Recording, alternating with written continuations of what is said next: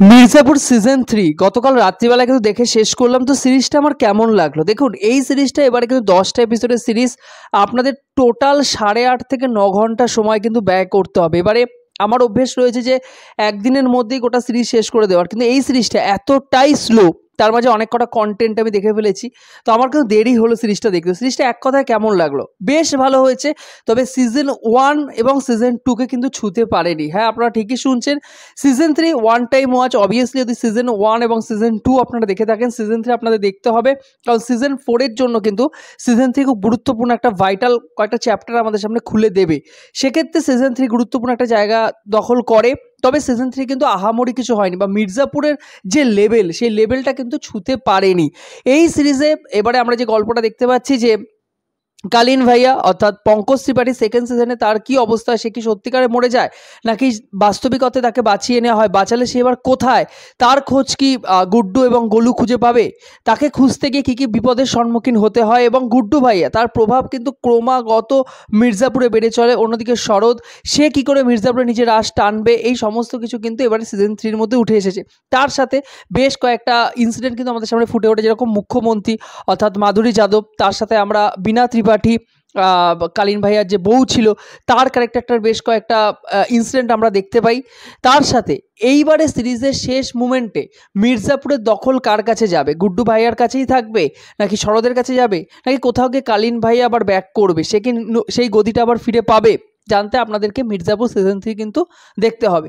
এই সিরিজের যদি পজিটিভ পয়েন্ট বলতে হয়, এখানে অভিনয়, আবারও আমি অভিনয়ের কথা বলবো, কারণ মির্জাপুর সিজন 1 যে সেটটা তৈরি করে দিয়েছিল, আমার মনে হয় মির্জাপুর সিজন 1 অনেক বেশি পরিমাণে দর্শকদের কিন্তু এক্সাইটমেন্ট দিতে পেরেছিল। অনেক বেশি পরিমাণে ওই যে ব্রুটালিটি, ওই যে ওখানে যে ভায়োলেন্সগুলো দেখানো হয়েছিল অনেক বেশি ছিল। সেই ভায়োলেন্স কিন্তু আমরা সিজন 2তেও সেরকম আহামরি কিছু পাইনি। সিজন 3-র ক্ষেত্রে কিন্তু সেটা অনেকটা কম। এখানে কিন্তু মেনলি ইমোশনাল পার্টগুলোর দিকে একটা জোর দেওয়া হয়েছে। এখানে মেনলি গুড্ডু এবং গোলু, তাদের মধ্যে যে একটা সম্পর্ক, একে অপরের পরিপূরক, সেটা কিন্তু দেখানো হয়েছে। তো আমার মনে হয় যে সিজন 3-র ক্ষেত্রে ইমোশনাল পার্টটাকে গুরুত্ব দিতে গিয়ে যে জন্য মির্জাপুর সিরিজটা বিখ্যাত আর কি, যে ভায়োলেন্স, সেই ভায়োলেন্সকে কিন্তু কম জায়গা দেওয়া হয়েছে। যাই হোক, এই সিজনের প্রথম পজিটিভ পয়েন্ট অভিনয়।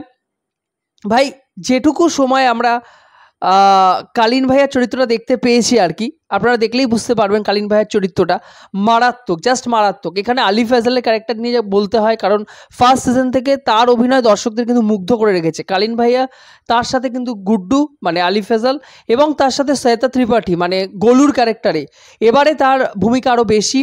এবং সে যে লড়াই চলছে, গদি দখলের যে লড়াই চলছে, সেখানে কিন্তু একটা মুখ্য ভূমিকা পালন করছে। গোলুর ক্যারেক্টারটা কিন্তু একটা ইম্পর্টেন্স রয়েছে সিরিজের ক্ষেত্রে, তার ক্যারেক্টারটা দেখার মতো।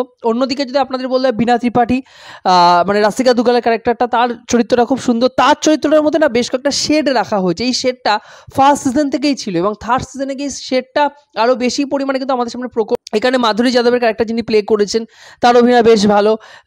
সারাতের ক্যারেক্টার যে প্লে করেছে ভালো। বিজয় বার্মাকে দেখতে পাচ্ছি ত্যাগের ভূমিকায়, তার অভিনয় খুব ভালো লেগেছে। এবং অন্যান্য ছোটোখাটো ভূমিকায় যাদেরকে আমরা পেয়েছি, প্রত্যেকের অভিনয় কিন্তু মারাত্মক মারাত্মক, কারণ অভিনয় কিন্তু টপ নচ। এবারও কিন্তু অভিনয় দারুণ হয়েছে এই সিরিজের ক্ষেত্রে। পরবর্তী পজিটিভ পয়েন্ট, এখানে সিনেমাটোগ্রাফির কাজ, বিজিএম, অবভিয়াসলি মির্জাপুরের যে বিজিএমটা আর কি, ব্যাকগ্রাউন্ড যে মিউজিকটা, এটা দর্শকদের মধ্যে কিন্তু কাটা দিয়ে ওঠে। মানে মির্জাপুর দর্শক দেখে ওই বিজিএম, ওই ভায়োলেন্সের সিনগুলো কিন্তু দর্শকদেরকে দারুণভাবে এক্সাইটেড করে তোলে আর কি। এখানে কিন্তু বিজিএম দুর্দান্ত, সিনেমাটোগ্রাফির কাজ ভালো, বেশ কয়েকটা লোকেশনে শ্যুট করা হয়েছে, আপনারা দেখেছেন। এখানে উত্তরপ্রদেশে বেশ কয়েকটা জায়গায় শ্যুট হয়েছে, সেই লোকেশনগুলো খুব সুন্দর।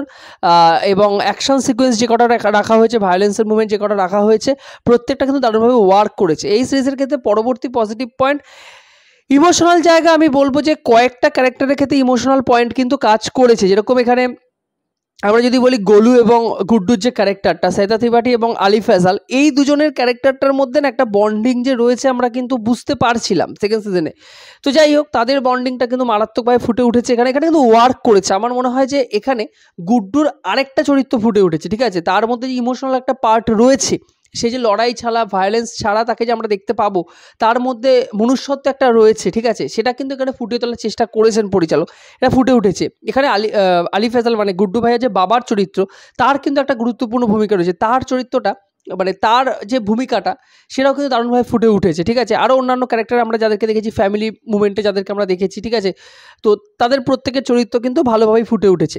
এই সিরিজের ক্ষেত্রে লাস্ট পজিটিভ পয়েন্ট এর ক্লাইম্যাক্সটা সুন্দর, মানে ওই শেষ 15 মিনিট জাস্ট আপনাদেরকে জাস্ট চমকে দিয়ে রেখে দেবে, ঠিক আছে, মানে আমি নিজে ওখানটা জাস্ট ভেবে লেগেছি বলা যেতে পারে। ক্লাইম্যাক্স দুর্দান্ত এবং আমাদের কাছে না অনেক কটা রাস্তা খুলে দিচ্ছে, ঠিক আছে। এবারে আমার মনে হচ্ছিল যে সিজন 3 কোথায় গিয়ে শেষ হবে, সিজন 3 কি কোনো এন্ডিং আছে, বাস্তবিক অর্থে কিন্তু এন্ডিংটা একটা ওপেন এন্ডেড হয়ে গেছে, ঠিক আছে, মানে এখানে অনেক কটা সম্ভাবনা এবার কাজ করছে। আমার মনে হয় সিজন 4-এর মধ্যেই কিন্তু শেষ করে দেওয়া উচিত সিরিজটা, কিন্তু সিজন 4-এ তারা শেষ করবে না, সিজন 5 আনবে মির্জাপুরে, সিজন 5-এই মেবি শেষ করবে।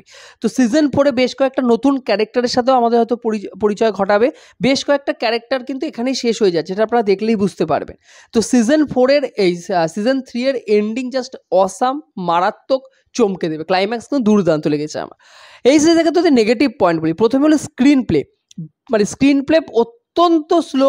স্ক্রিন প্লের কিছু কিছু জায়গায় একই ঘটনা দেখানো হচ্ছে, রিপিটেডলি সেই জায়গাগুলোকে দেখানো হচ্ছে, একঘেয়ে মনে হবে আপনাদেরকে, এবং সেই সিনগুলোর বাস্তবিক অর্থেই কোনো দরকার নেই, এবং সিনগুলোকে মানে খুব ভালোভাবে কিন্তু ডেভেলপই করা হয়নি।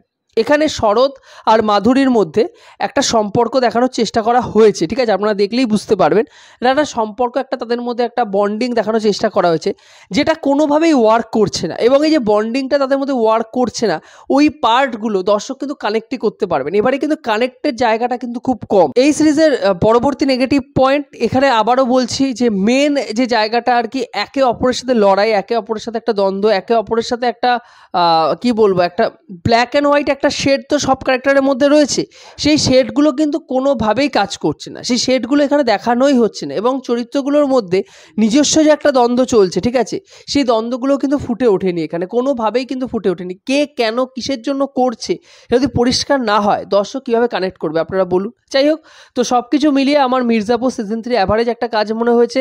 দেখা যায়, অবভিয়াসলি একবার দেখা যায়, কারণ আপনাদের সিরিজটা দেখতেই হবে যারা কন্টিনিউ দেখছেন সিজন 1 এবং সিজন 2, কারণ সিজন 4 কিন্তু গুরুত্বপূর্ণ। আমার মনে হয় সিজন 4টা দারুণ কিছু একটা হতে চলেছে, কারণ এখানে কিন্তু আমি আবারও বলছি বেশ কয়েকটা রাস্তা কিন্তু খুলে গেছে আমাদের সামনে।